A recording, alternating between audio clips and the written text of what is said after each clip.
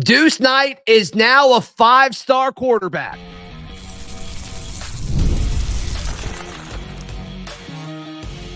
You are Locked On Auburn, your daily podcast on the Auburn Tigers. Part of the Locked On Podcast Network, your team every day. Yes, welcome on into Locked On Auburn, your daily Auburn Tigers podcast. I'm your host, Zach Blackerby, and thank you so much for making Locked On Auburn your first listen every single day. It's a bonus episode, little happy hour edition of the show. Hey, Auburn offensive coordinator Derrick Nix, he's on a coaching hot board for a position that just came open, and a head coaching position just came open. What could that mean for the Tigers? We'll touch on that in just a bit. But Deuce Knight, Auburn quarterback commit, former Notre Dame quarterback commit, is now a 5-star, with On3 updating their rankings earlier today. According to the On3 industry ranking, he is now a 5-star. Still a little odd because according to each of the 4 major services, On3, 247, ESPN, and Rivals, he's a 4-star across the board. But the On3 industry ranking, it compiles them all together, and he is now a 5-star. The number 6 quarterback in the class, according to the same metric, and the number 2 player in the state of Mississippi. So take that for what it's worth. What does this mean for Auburn? One, we say this all the time when it comes to recruiting. Perception is everything. We all knew Deuce Knight, there was a solid chance that he would eventually get that 5th star. He got it. We can now say that Deuce Knight is officially a 5-star quarterback. So one, you can say that this Auburn staff nailed their eval, as did everybody else who was coming after him, Notre Dame, Ole Miss. I mean, everybody was interested in Deuce Knight, right? He's very good. The eye test checks all the boxes very quickly. So I don't think this was a tough eval, but still, this coaching staff can kind of say, okay, yes, that's great. Now, also, I think as far as the general excitement around the program from a recruiting standpoint, it now allows you to say, yes, we have now 3 5-stars coming in a part of this class. Deuce Knight, who is now a 5-star in the On3 industry ranking. Jared Smith is a 5-star on 247, the edge defender from Thompson. And then Malik Autry, who is a 5-star on 247, the defensive lineman right here in Auburn's backyard at Opelika. But there's something different when you say, hey, we've got a 5-star quarterback coming in. And when it comes to messaging right now, I think this Auburn football program, I think they need it. I think they need this. And it stinks right now that all of your wins are coming off of the field. It stinks. It absolutely stinks. And for folks who say recruiting doesn't matter, that's fine, whatever. But all of the examples that people like to point to is like, oh, well, they've developed 3 stars and they were good. Those are all exceptions to the rule. You need 5-star quarterbacks or highly touted quarterbacks to compete at the highest level. And Deuce Knight long-term can offer you exactly that. Is this a guy who's going to come in and start right away? I don't know.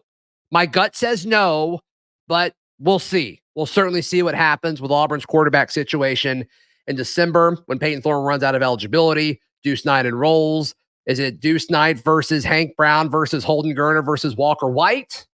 I don't know. I have a hard time with it being a 4 quarterback race this upcoming offseason. I don't think this ranking changes the timeliness of how quick Deuce Knight will be ready to play at Auburn. But I think it does add legitimacy to a class that already looks really, really good. Depending on where you look, they're the 5th ranked class. I think 247 has them a little bit higher. I've got On3 pulled up right here. But this is a top 5 consensus class, no matter where you look or what service you're glancing at. And I think having a 5-star quarterback be the headliner of the class, it's never a bad thing. It's never a bad thing. So congrats to Deuce Knight for doing this. And look, I mean, this is a kid who, I mean, we all kind of scoffed at it when we were talking about him potentially flipping and then eventually flipping. It's like, this is the number 2 quarterback in the class, according to ESPN and Rivals, the number 6 according to On3, and number 6, according to 247. It's like, how is your number 2 quarterback not a 5-star? It's just insane to me. It's insane to me. But all in all, he gets that 5th-star ranking thanks to the On3 industry ranking. Joins Jared Smith and Malik Autry in Auburn's 2025 class as a trio of 5 stars. Very, very cool stuff. All right, I want to jump into Derrick Nix was listed on as a candidate on a hot board, and it's just kind of interesting to think that like that could happen. It may not be bad for Auburn. That's coming up right here on Locked On Auburn.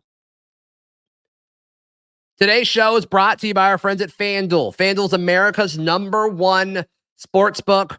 Right now, you can bet $5 and guaranteed to get $200 back in bonus bets. That's insane.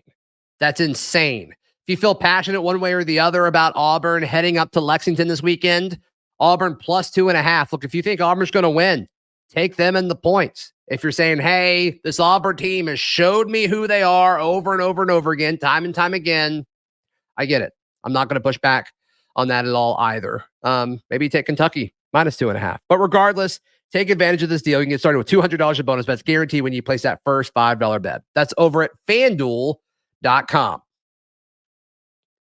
Thank you so much for making Locked On Auburn your first listen every single day, or maybe your second listen if you listen to Locked On Auburn that dropped earlier today. Really, really appreciate it. Really, really appreciate it. All right, so this is an article by Pete Nakos of On3. Southern Miss head coach hot board, top candidates to replace Will Hall. So apparently over the weekend, I missed this, but Southern Miss fired Will Hall. They started 1-6. They let him go. And the first name listed in this story is none other than Auburn offensive coordinator Derrick Nix. How about that? A guy who's running an offense has been very suspect being listed as a candidate for a head coach. It's kind of cool. Nikos writes, a 3-time all-conference selection at Southern Miss. Nix was a record-setting running back for the Golden Eagles. It was named to the USM Team of the Century. After spending 16 seasons at Ole Miss, he jumped to Auburn last season. The 44 OC and running backs coach has a proven track record as a recruiter. Nix does not have head coaching experience, but is expected to receive interest for the Southern Miss job. So a lot of the justification for this is he's a Southern Miss guy, which that was part of the whole point of bringing Nix in, is because we wanted to keep recruiting Mississippi, and we've done that. And also his rapport with Hugh Freeze. I think that's important too. I think this would be a good thing for Auburn. And this isn't anything towards Derrick Nix. I like Derrick Nix. I think he's done a decent job based on what he's been tasked to do. Should an OC be tasked to do more based off of what I've heard? Probably. But as far as him returning home, I think that would make a ton of sense. And would also give Hugh Freeze the opportunity to press reset at offensive coordinator if this were to happen, or stick with Derrick Nix if Derrick Nix doesn't take the job. But I hadn't really thought about like what this offseason may look like from a coaching carousel standpoint until I saw this article.